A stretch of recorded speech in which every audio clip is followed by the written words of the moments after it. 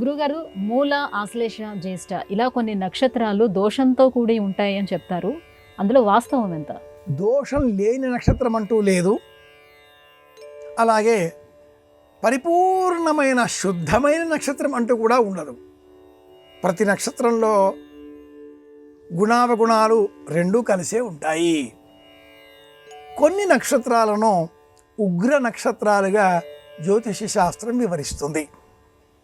మీన మేష రాశుల సంధి, కర్కాటక సింహ రాశుల సంధి, వృశ్చిక ధను రాశుల సంధి. ఈ సంధి స్థలాలలో రెండేసి నక్షత్రాల కలయికలు ఉన్న కారణం చేత ఈ మూడు సంధి స్థలాలలో వచ్చేటటువంటి ఈ కలయిక నక్షత్రాలు ఒక్కొక్క చోట రెండేసి చొప్పున విరసి 6 నక్షత్రాలను జ్యోతిర్విజ్ఞానం ఉగ్ర నక్షత్రాలు అంటూ మనకు తెలియజేసింది. ఆశ్లేషాంత్యం మఖాత్పూర్వం జ్యేష్ఠాంత్యం మూలపూర్వకం రేవతి అశ్వినియోర్మధ్యే. రేవతి, అశ్విని, ఆశ్లేష, మఖ, జ్యేష్ఠ, మూల ఇవి ఆ 6 నక్షత్రాలు. ఇందులో ఆశ్లేష నక్షత్రంలో జన్మిస్తే అత్తకు గండం. ఇలా ఎందుకు వచ్చింది? ఆశ్లేష నక్షత్రం వాళ్ళు సహజంగానే పని దొంగలు, గుడ్ అడ్మినిస్ట్రేటర్స్. పని చెయ్యరు, చేయిస్తారు.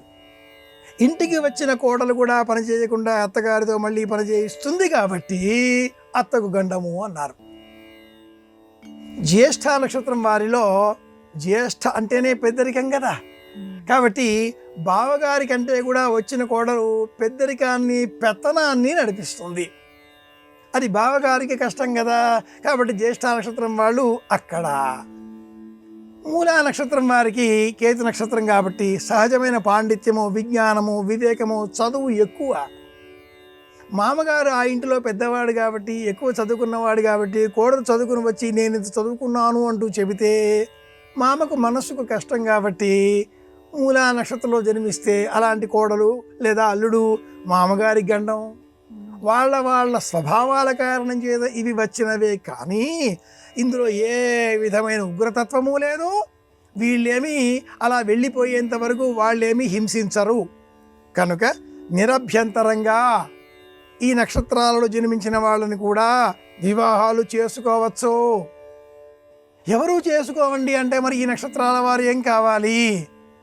కనుక సంపూర్ణమైనటువంటి మంచి నక్షత్రాలు ఉండవు, సంపూర్ణమైన చెడ్డ నక్షత్రాలు ఉండవు. వాటి స్వభావాలను అనుసరించి మనం గుర్తించాలి.